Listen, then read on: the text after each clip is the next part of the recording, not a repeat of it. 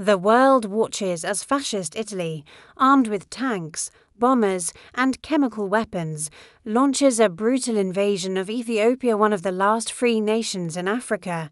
The odds, impossible. The Ethiopian army, led by Emperor Haile Selassie, fights bravely but is outgunned. Cities fall. The emperor is forced into exile. It seems like the end. But in the rugged mountains of Gojjam, a warrior refuses to surrender. His name, Belay Zeleke, and his guerrilla war against Italy's occupation will become one of history's greatest resistance stories. This is how he did it. Ask Italy's invasion, a David vs. Goliath war 3 minutes asked before we understand Belay Zeleke's resistance, we must see what Ethiopia was up against.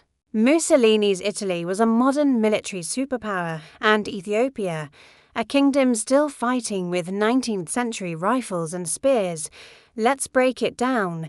Italy's advantage is 200,000 plus soldiers. Well trained. With machine guns and artillery, air dominance, bombers that could strike anywhere, chemical weapons, mustard gas used to terrorize civilians, propaganda machine, claiming Ethiopia was uncivilized to justify invasion. Ethiopia's disadvantage: no air force, no defense against bombers, limited guns, many warriors still used swords and shields, no united command, regional warlords had to organize their own resistance. By 1936, Italy declared victory, but in the countryside, the real war was just beginning. Chapter 2: Belay Zeleke, the guerrilla commander for minutes. Narrator. While many Ethiopian nobles surrendered or collaborated, Belay Zeleke chose to fight. His strategy: guerrilla warfare. Here's how he turned Gojjam into a nightmare for Italian forces. His tactics: ambush and disappear, small, fast strikes on Italian patrols, cut supply lines. No food, no ammo, no reinforcements for the enemy. Us used the land, mountains, forests, and rivers became his fortress. Italy's failed counterattacks burned villages. Civilians only grew angrier. Bounties on Belay's head, no one betrayed him. Chemical weapons made resistance stronger, not weaker. Narrator. Belay Zeleke proved that you don't need tanks to win a war, you need the people. And that's exactly what he had.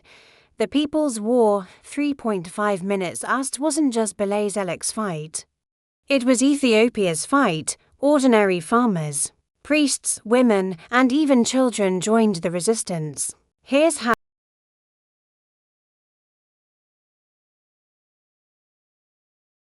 Priests preached defiance, calling it a holy war. Women and children, spies, messengers, and scouts.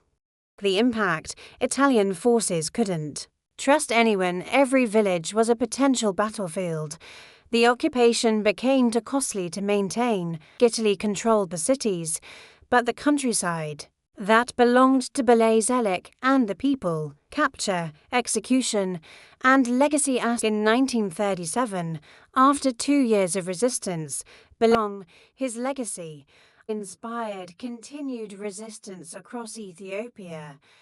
Proved guerrilla warfare could defy empires, became a national symbol of unbroken defiance. By 1941, with Allied help, Ethiopia was free again.